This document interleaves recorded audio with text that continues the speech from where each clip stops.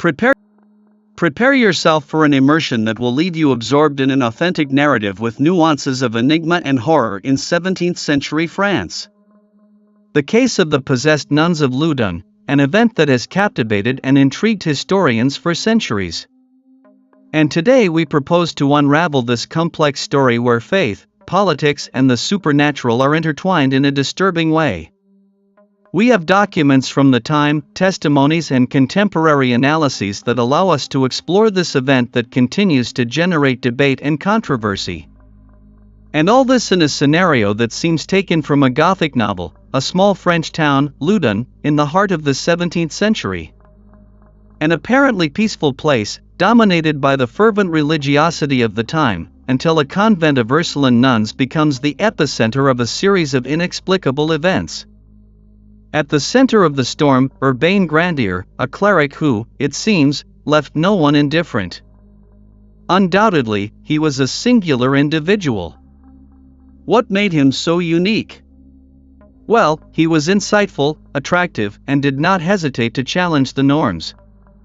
A rebellious priest in the 17th century who, for example, wrote a treatise criticizing clerical celibacy, something quite risky for his time. This, no doubt, would not sit well with the ecclesiastical hierarchy. In addition to this, he also had a reputation as a conqueror. Yes, it was rumored that he had love affairs with several women, even with the daughter of a high dignitary. A cleric ahead of his time. Yes, he could be described as such, but all this rebelliousness, along with his love entanglements, earned him many adversaries, both inside and outside the church. With that profile, he would not lack detractors. Exactly, he was a character that generated passions, but how is all this related to the history of the convent? It must be understood that Grandier not only had enemies for his personal life and his ideas. No, he also opposed the demolition of the fortress of Loudun. And why was that? Well, the demolition was a project promoted by none other than Cardinal Richelieu, a central figure in French politics of the 17th century. Richelieu was a very influential and vindictive person, a great danger in opposing his plans. He became a threat to him, that is, Grandier had powerful adversaries both inside and outside the church. And in the midst of all this we have a convent of Ursuline nuns, 17 nuns led by the Mother Superior Jeanne de Béziers. An apparently peaceful convent that is immersed in this plot of intrigues and revenge. And there is a curious fact about this convent. Jeanne de Béziers had asked Grandier to become the confessor of the convent. And what happened? Well, he rejected it, refused, ignored the request. That is indeed strange. The reasons are not entirely clear. Some historians believe that Grandier already foresaw the storm that was approaching and did not want to be involved in the affairs of the convent. Others believe that he simply did not want the position. Be that as it may, Grandier's refusal left the way clear for another character to enter the scene, the Canon Mignon, a rival of Grandier who assumed the post of confessor. Another fundamental character in this narrative and, it seems, was not exactly a collaborator of Grandier. No, not at all. Mignon was one of Grandier's main opponents and took every opportunity to discredit him. And from that moment on, the narrative takes an unexpected turn and enters the realm of the supernatural.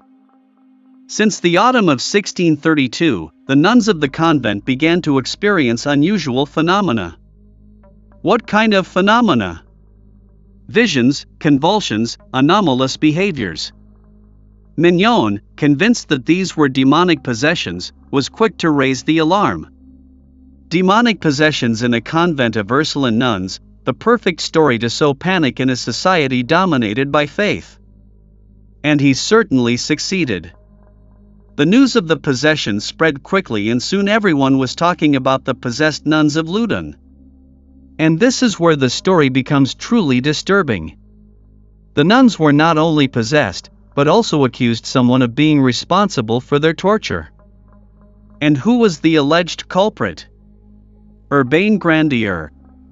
Yes, the nuns claimed that the priest had bewitched them, that he was the one sending them the demons. And on what grounds did they make such an accusation? Was there any evidence? That we will see in the next part of our investigation. Do not miss the next installment of this breathtaking case, where we will reveal the details of the accusation, the trial, and the terrible end of Urbain Grandier, an outcome that will not leave you indifferent. We wait for you in the next part of our immersion in the possessed women of Loudun. See you soon. See you soon. We said that the nuns accused Grandier of witchcraft. But what were those possessions they described exactly like? Well, the nuns, in a state of extreme agitation, claimed to be victims of two demons, Asmodeus and Isabel, and Bulon. Names that seem taken from hell, no doubt. They described their torments, their temptations, their infernal visions, a truly Dantean spectacle. Imagine the convent, convulsions, screams, insults, obscenities. Yes, the nuns, in their supposed state of possession, uttered words and performed actions inappropriate for their status. And all this in the presence of others, priests, doctors, curious people who came to the convent attracted by morbid curiosity. A true spectacle. That's how it could be described. But the most disturbing thing is that, in the midst of that disorder, the nuns pointed to Grandier as the cause of their suffering. They directly accused Grandier. Yes, they accused him of having bewitched them, of sending them those evil spirits. But what evidence did they have? Well, according to the nuns, the demons had revealed to them that Grandier was the sorcerer who had enchanted them. The demons had communicated that to them, yes, that is what they claimed. And how had he supposedly bewitched them? They said that Grandier had sent them the demons through a bouquet of roses. A bouquet of roses? Yes, a bouquet of roses thrown over the wall of the convent. It seems like an accusation taken from a Gothic tale. It seems so, but at that time witchcraft was a terrifying reality and a bouquet of roses could be considered a diabolical object. But no one doubted the veracity of the possessions. Weren't there other possible explanations? Of course there were. Some doctors pointed to collective hysteria as a possible cause. Others mentioned some kind of poisoning. Yes, some believed that the nuns had been intoxicated with some substance that caused them hallucinations and convulsions. So, could it be that everything was a setup? It is a possibility that we cannot rule out, but who would be behind such a setup? Grandier's adversaries? Of course. Mignon, no doubt, took advantage of the situation to discredit Grandier before the community, but Mignon was not powerful enough to orchestrate something like this on a large scale, was he?